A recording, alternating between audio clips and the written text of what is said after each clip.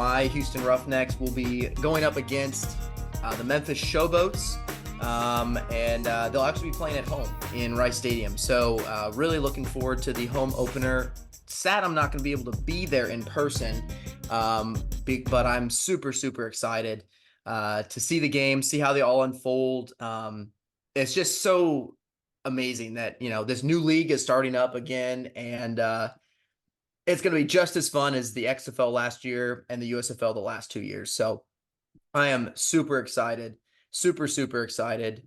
Although I do have some concerns as kind of like a Roughnecks fan, and I'm sure you've probably heard, but Mark Thompson, my running back, my guy out of Florida, unfortunately, it seems like in the past couple weeks, and I think he actually injured himself against Arlington on Arlington's field, because he is great on Twitter. If any of y'all haven't checked out his Twitter, in Mark We Trust, great stuff. But he unfortunately has suffered a injury, a knee sprain is what it looks to be. But he tweeted out that he hates the Arlington practice fields, which is where my guess is where he might have tweaked that knee.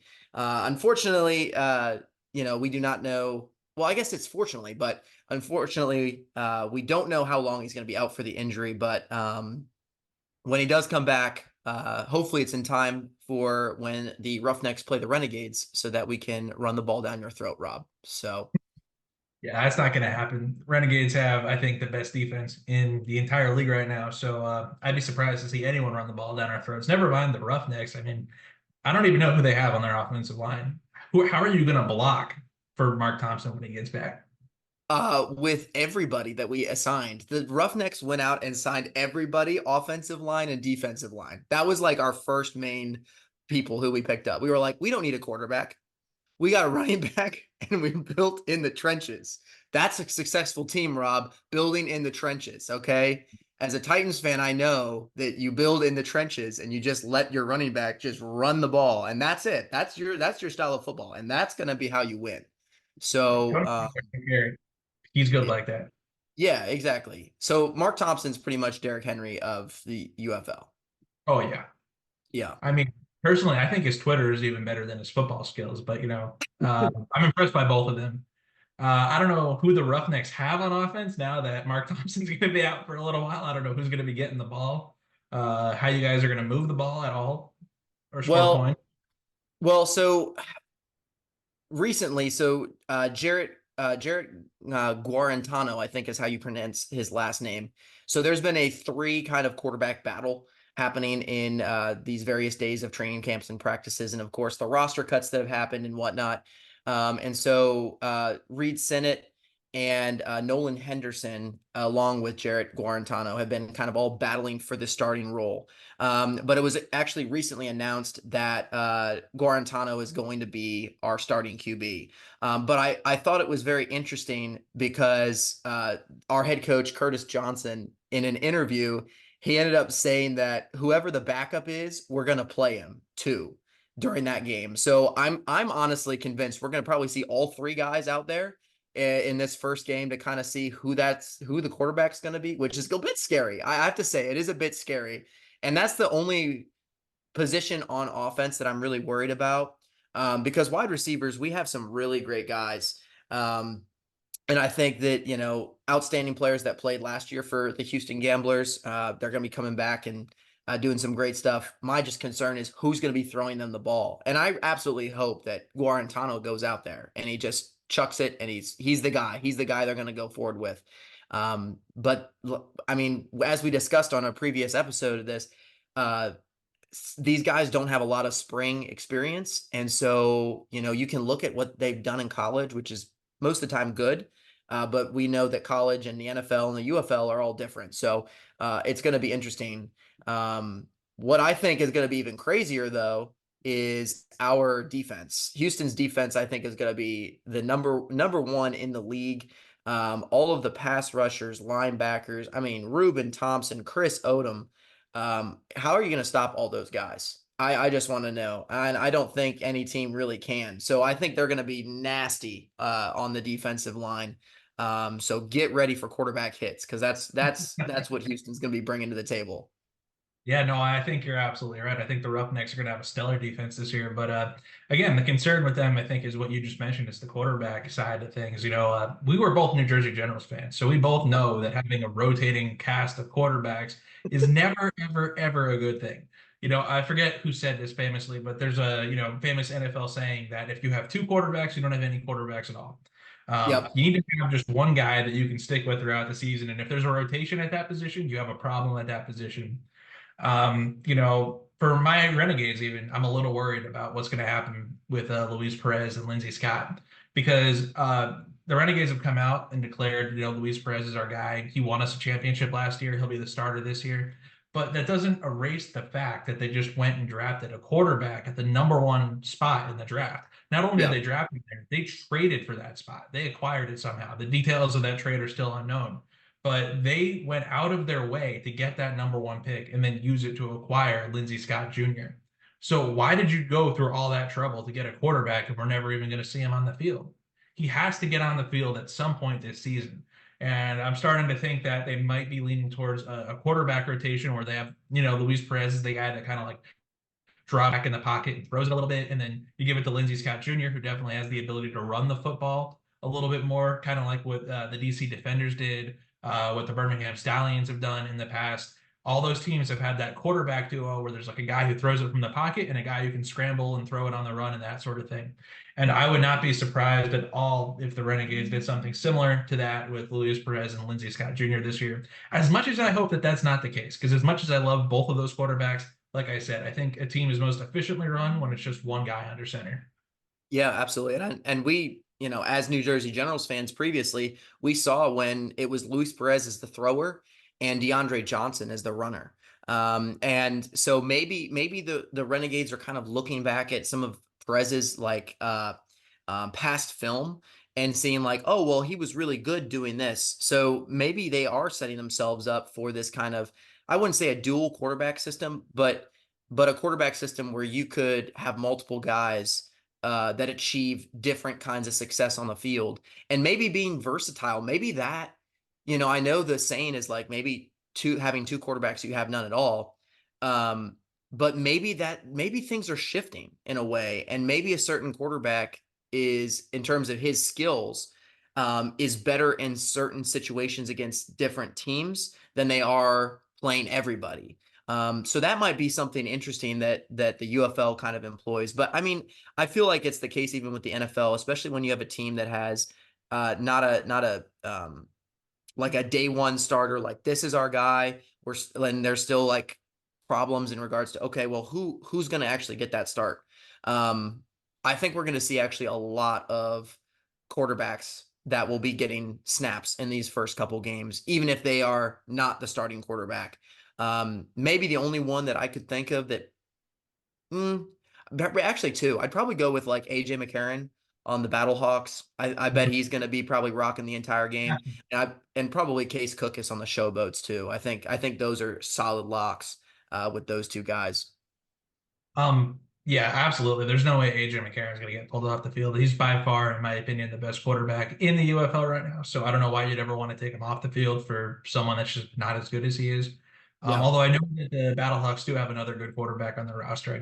The name is, slipping or, eluding me right now, but they they have. do have someone else Yeah, that's they on. have. I was gonna say they have Brandon Silvers. He was the Roughnecks guy last year, and he did pretty well. I wouldn't say he was like anything crazy good, but absolutely, McCarron definitely has depth in regards to the quarterback room. Yeah, yeah, because the thing is, they're both like the same style of quarterback where they're like sitting in the pocket and throwing it. So in that situation, I think Silvers is just like really good depth, like you said, for McCarron. And then, Case Cook is, I don't even know who would be behind him that could challenge him for snaps as the starting quarterback on the team. So definitely those two are set in stone. The Renegade situation, it kind of reminds me of the Baltimore Ravens when they still had Joe Flacco, but then they drafted Lamar Jackson. It's very Mhm. similar, right? You have like an older pocket quarterback who's won you a championship in the past, but then you go out and spend one of your first round picks on, a younger mobile quarterback, really exciting, really dynamic. And that entire first year, Lamar's rookie year, he was basically just being used as like a gadget player. Like they put him in for like trick plays at the quarterback spot where Joe Flacco would line up as a wide receiver. Sometimes they'd even line Lamar up at wide receiver and have him go out there and run routes. Yeah. So I would love it if the Renegades kind of had like a transition here where this is like Luis Perez's Joe Flacco year. He's kind of getting up there in age. So maybe you have him for 1 or 2 more years as like your quarterback established QB1. But you work in Lindsey Scott to the offense, either in gadget plays or like we talked about, maybe a little bit of that two quarterback system. But I think the best way to do it is to have the stability of Luis Perez as your main guy most of the time, and then just kind of work in like, a little bit of something with Lindsey Scott, the way that the Ravens did with Lamar Jackson when he was a rookie. Yeah, no, absolutely. That could be really good. And I honestly think when the Renegades did take him, I know there was those questions about like Luis Perez and will he come back? Is he going to be the starter? Stuff like that. As much I love Luis Perez. We both do. We both have grown watching him play for the Jersey Generals, for the Vegas Vipers, and there was when he was never like, oh, a certainty. I always believed he was going to be that starter anyways, just because it's like he's the right guy for the job. Not only is like a motivator of his players around him, but he's a leader on the field. And so I found it crazy the thought of like, oh, him not returning to the Renegades and returning to playing. But absolutely, I will agree with you. I think that the Lindsey Scott acquisition, it's probably not for now. It's for the future. And holding on to this guy that, he's a top prospect in the league. Um, he obviously a lot younger too. He can be the guy that you build around for the future. Um, Depending on how long Luis Perez stays, in the league, and whatnot. So absolutely, I could 100% see that playing out in favor for the Renegades. So, um, I hope the Roughnecks can get a quarterback like that because, up until this point, these guys, I'm not big on any of them. So, hopefully that they can prove me wrong on the field. But if not, then I honestly don't even know who else would be out there, or even if the Roughnecks could even trade, because you have a really good defense and you have a really good wide receiver room. And I know Mark Thompson's down with an injury right now, but when he gets back up, the offense could be firing all cylinders. And I feel like the quarterback position is just holding them back. And so I don't know what's going to happen, but if that seems to be the issue, I hope they can go out and get somebody. I know there's not really big names out there. Maybe Brian Scott the third, Aaron Rodgers of Division 3, maybe. No, I'm kidding. In I don't want. Canada, Yeah, no, he's playing in Canada, um, but yeah, I hope that they can explore those options if these three guys don't end up working out. So. for you, what about Zach Wilson? Doesn't seem like anyone in the NFL wants him right now. I honestly like that's something that I wanted to talk about too, is this whole like notion of like with the UFL, like of course progressing into what it is now. And I only see the best for the league. I don't think it's gonna die. I don't think it's gonna take 2 seasons and whatnot. I really think that this league is gonna be not a minor league, kind of like baseball or whatnot, but it absolutely can be a place for players who were really good in college, want to continue their careers, maybe can't make the cut in the NFL, or maybe they just need a stepping stone to get to the NFL because college to NFL is a big jump. So this could be that stepping stone for these players. And then like the question comes is like all these quarterbacks that get drafted super high in the drafts, not all of them make it. And I know last episode we even talked about, the 2021 and the 2022 quarterback draft classes and some of those guys who are now backup quarterbacks or aren't even in the league. What if it could be kind of not necessarily like this is the only way, but quarterbacks going out of college that are top prospects, they may spend a year or two in the UFL before going to the NFL. Like that could be such a great like transition for them for each level of football. And it might even help with teams in the NFL knowing who they're going to be getting based on their play in a professional like setting. That might not be the NFL, but it's still up there. It's better than college. It's higher levels. So we could absolutely even see that. And I would 100% love if Zach Wilson came to the to the Houston Roughnecks. I think that he would be a great acquisition. I think some of those quarterbacks, even in the NFL that aren't quite making it, would be really good in the UFL. Yeah, I don't know if it would be good for the top quarterback prospects. Like, I don't know if Caleb Williams would want to go Oh play in the yeah. but No. you talk about a guy like Quinn Ewers or someone like that who had like a really promising year or two in college, but then kind of fell off the map, and they kind of want to reestablish themselves a little bit. I think that would be a great stepping stone. If the UFL could kind of be like integrated into the NFL as like a farming system, Yeah. where these draft prospects can go prove themselves for a little bit, or you could have guys who didn't work out in the NFL but are still young and full of potential, kind of like a Zach Wilson or Trey Lance or someone like that, go and develop a little bit more, just kind of fine tune themselves a little bit. I think that would be a brilliant idea. I would love to see that happen. I think that'd be so exciting because then you'd have another football league filled with young NFL caliber talent, players going at it and competing for like a spot in the NFL. There's like so much on the line, so much drama, so much excitement. That would just make I feel like UFL even better, even more watchable. You'd have an even better product overall. Yeah. It, and for even me personally, I would think like I think even of like Malik Willis, who was this high draft prospect out of Liberty, obviously went in the third round to us. But, if he had spent a couple years maybe in the UFL, what could that have done for his learning curve, for his career? Because he was just kind of thrown in and he hasn't been able to make it. So absolutely. I think that I hope the NFL and the UFL are thinking about some of these things because I think that there could be some really great partnerships that they could end up doing. And even if nothing happens on like a major basis, it would be really cool to have young players that still want to play the game and still want to have it be part of their kind of career, having have a space and a league to do that. Because, as The Rock has always said he was the 54th man. That is a real thing. Not everybody makes these 53-man rosters. And so for those who have made their entire life dedicated to the sport, um, rather than shutting that door and slamming it as like, oh, you're done, tough. Maybe you'll get picked up somewhere else.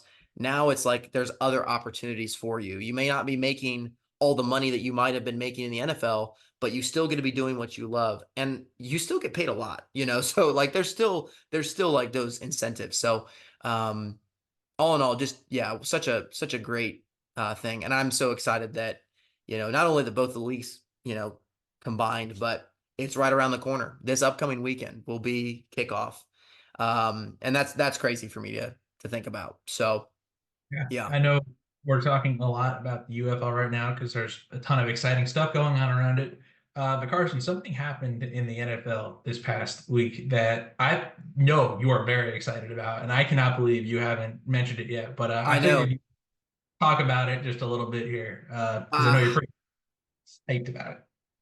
I am super psyched about it. And I got a little ahead of myself because I'm so ecstatic for the start of the UFL, that I was like, oh my goodness, we have to launch and start talking about the UFL because it's literally days away until kickoff and we get to see all our teams in action.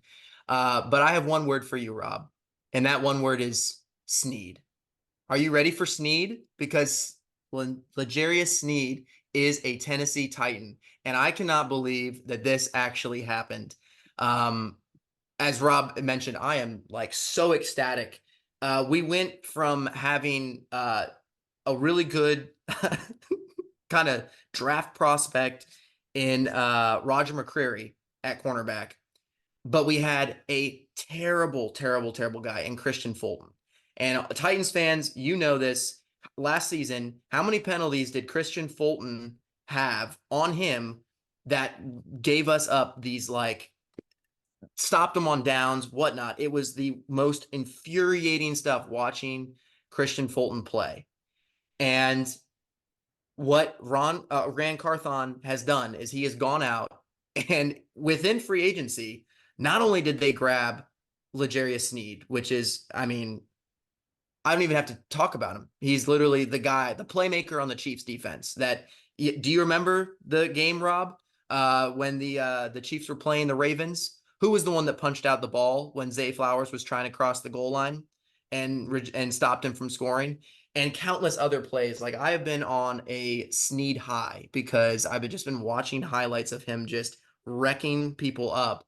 And I'm so psyched that he's going to be in our secondary with some of our other guys that are there right now. But in addition, we also got Cheeto. And I know that that was someone that, Rob, you also really liked when he was with the Cowboys, I believe. He was Um, drafted. he was drafted by the Cowboys. Yeah. So he's, we have a pretty great trio with Roger McCreary, L'Jarius Sneed, and Cheeto. And so this secondary, which struggled last season with defending some of these top receivers, I don't think we're going to have that. And I honestly, like, I understand we're paying Snead a lot of money, but I think that he probably deserves that money. But to get him for a 2025 third round pick is a steal. And I know we swapped sevenths this round as well, but that's crazy to me that we were able to get him. So yeah, I am so stoked. Snead is a Titan. Our secondary just got 10 times better. And yeah, it's gonna be lit. Yeah, no, I know you got a real need for Snead over there. Snead fiend. Like you're just Yes. over this move by the Titans. I mean, when I saw it, I was like, good for Tennessee. They went out and they got a good corner. He's had his injury history in the past, and I don't know if he's ever made a Pro Bowl before, but he was really good last year. He I think was the number one corner on the best defense in the league. He's proven his mettle when he's healthy. He can go out there and be that guy. And the Titans haven't had a guy like that, since Adoree Jackson was in his prime. That's been quite a few years now. So I think they might have overpaid him in terms of contract. 55 million guaranteed, 80 was it 87 million overall, something like that. 76. 76 million Yeah. over 4 years, close to 20 million a year. That is a lot of money. That makes him the highest paid corner or one of the highest paid corners in the league at almost 20 million a year. He is 27, so he'll be 31 when that contract ends. So that's a little much in my opinion, but they definitely went out and made a move that makes them better and more competitive this year, which I think is what every Titans fan was hoping for. At the end of the day, it was only at the cost of a third round pick. Um, you know, Same thing with Calvin Ridley. I feel like that's another move where it makes them better right now. Maybe in the Mhm. future there'll be some consequences for this move that might not be so pleasant, but right now it makes the Titans more competitive. And obviously, I'm ecstatic that my boy Cheeto Bay Awuzie, second round pick in 2017 for the Cowboys, guy I absolutely loved his whole career with Dallas. Was so sad when he left us for Cincinnati to Yep. go be their number one corner. I'm super happy he's with the Titans and doing well for himself. Absolutely one of my favorite players that the Cowboys have had over the years, just like a great all around guy. So Titans are really developing that secondary, making their team better. I wish I could say the same about my Cowboys, who have not been making their team better. It has been really bad. I don't know, Carson, if you saw this, but Jerry Jones had an interview yesterday, and they asked him why the Cowboys didn't sign Tyron Smith to a deal like the Jets gave him, because it seems like relatively, a small deal. Six and a Yeah. half million dollars guaranteed for arguably one of the best left tackles in all of football is like an insane steal. And there's incentives on that deal that make it worth up to $20 million if Tyron Smith is healthy for the full season, if he balls out for the full season, all that sort of stuff. And Jerry Jones' response is the incentives would have been too much for the Cowboys cap to handle. Okay. Not even the base contract, but the incentives, which is $13.5 million. That was too much for you to pay to keep your Hall of Fame franchise defining, like elite all pro left tackle. That was too much. 13.5 million in incentives that he would only get if he was healthy the whole season, if he played well the whole season. Oh, my heart, my heart. It is broken right now to hear Jerry Jones talk about that. On top of that, our starting, defensive tackle from last year, Jonathan Hankins, he signed with the Seahawks for a deal worth like $2 million. You wouldn't pay $2 million to keep one of our starting defensive linemen, who we don't really have a replacement for right now because Monty Smith is still developing. I mean, it's heartbreaking to watch all these players leave for, relative peanuts. And then Jerry Jones to hear him be like, well, they're just too expensive. We can't afford to give $6.5 million to Tyron Smith. We can't afford to give $2 million to Jonathan Hankins. Where is all this money going? I know we have to pay Dak. I know we have to pay CD. I know we have to pay Micah, and those all three are going to be super, super, super expensive contracts. But they're not impacting the cap for this year. Even if you Yeah. were to extend all three of them right now, that would just result in more salary cap space. What are you saving these dollars for? What is this $8.5 million in cap space you save by not re-signing Tyrone Smith and Jonathan Hankins going to get you? What is it going to do for you that they would not have done? How are you going to spend it better than those two guys? And I don't think you are. Um, it's been beyond disappointing. To make up for Tyron Smith leaving, Jerry said that the Cowboys are planning on possibly switching Tyler Smith, the left guard who was originally drafted to be a left tackle, back to left tackle, which I think most Cowboys fans oppose because he has been an All Pro. He was an All Pro last year, first team All Pro at left guard. So, if you have an All Pro left guard, you don't really want to move him to another position. Hopefully, the Cowboys get a left tackle in the draft, and that doesn't have to happen. But yeah, just total failure in every capacity by Jerry Jones. The team is not doing so hot right now. Yeah, I'm just very sad. Yeah, it's one of those things like I feel like this free agency, not only for my Titans and how many moves they made, but there was a lot of players out there that, and there still is. Like, don't get me wrong, there still is players out there. But that the Cowboys are just kind of sitting back and just, you know, not necessarily jumping in, maybe not even trying to fix one of the holes that, was an issue.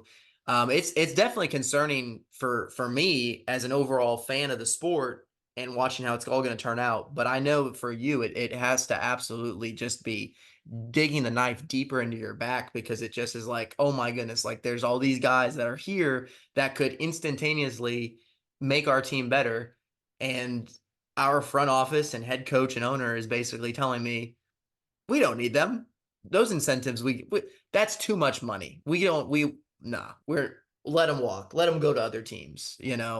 Um, yeah, that's not good. No, no, Carson, it's not good. I don't even know how to because like we watched the Cowboys get destroyed by the Green Bay Packers in the wild card round of the playoffs. It was Yeah. such a bad beating, it wasn't even funny. And Jerry Jones' response to that is to just let every good player we have that's a free agent this year walk for peanuts to other teams. What are you doing, Jerry? Why? That's not going to Yeah. make us more competitive in the playoffs next year. That's going to make we might not even make the playoffs next year at this rate. Oh man. Oh, it's bad, Carson. And another thing that I just thought was an interesting tidbit, the fact that Jerry Jones referred to them not having enough cap space to keep Tyron Smith made me think that a Dak Prescott extension this year might not be so likely because if they were to extend Dak Prescott, they'd clear up a ton of cap space for this year. That would Yeah. be close to 20 million in cap space they'd free up, which would have given them more than enough to go extend Tyron Smith and Jonathan Hankins. The fact that they had to let those guys walk, or at least in their mind, like we have to let these guys walk, we can't afford to keep them. That's very telling to me. That makes me think they don't expect to get an extension done with Dak Prescott. I mean, if they get one done with CD Lamb, that'll be about 10 million freed up in cap space. That's not necessarily enough to go pay a $20 million cap hit to Tyron Smith if he earns all his incentives. But the fact that Tyron Smith and Jonathan Hankins were too much, it tells me they really believe that there's not going to be an extension gotten with Dak Prescott. And Mm. that concerns me probably more than anything because as bad as he was in that Packers game, as bad as he's been in a lot of playoff games in his career, he's a great quarterback. Most teams in the NFL would kill to have what we have at quarterback right now. Obviously there's a few that wouldn't. The Bills, the Chiefs, the Bengals, the Texans. There's a few teams out there that have maybe you could argue better at quarterback right now, but most of them they can't. And Dak was second place in MVP votes last year. Letting a guy like that walk is just not how you play winning football. And sadly, I think it's what's about to happen with the Cowboys. So Well, I'm very sorry about that, Rob. It's truly tragic. It sounds like Derrick Henry leaving type situation that hopefully, the Cowboys end up going out and if that is what happens and Dak Prescott does walk, hopefully they surprise you with a bunch of signings like the Titans did this year. But yeah, it's certainly going to be interesting if they don't extend Dak Prescott and what that's going to look like, especially for this upcoming year, um, as it could be Dak's last year in a Cowboys uniform. So, which could be very interesting to see. But maybe it's obviously we have to wait for the season, but maybe it's a turning of a new leaf. Maybe they're going to give the reins to someone like Trey Lance, or maybe they're going to attempt to, maybe draft their young quarterback next draft. I don't know. But it's certainly going to be interesting. That's for sure. Thank you for joining us on the Redzone Rodeo podcast. If you like football and you like having fun, come on down and subscribe and check out our channel for more videos like this one. No ifs, ands, or buts. This is the best place for your football news.